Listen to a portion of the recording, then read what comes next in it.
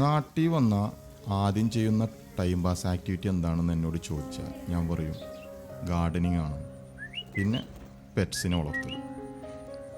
Time pass എന്ന് പറയുന്നതിനേക്കാൾ എനിക്കിഷ്ടം എൻ്റെ ജീവിതത്തിൻ്റെ ഭാഗമാണ് എന്ന് പറയുന്നത്. ഇന്ന് നമുക്ക് കുഫിയ പ്ലാന്റിൽ നിന്ന് തന്നെ തുടങ്ങാം.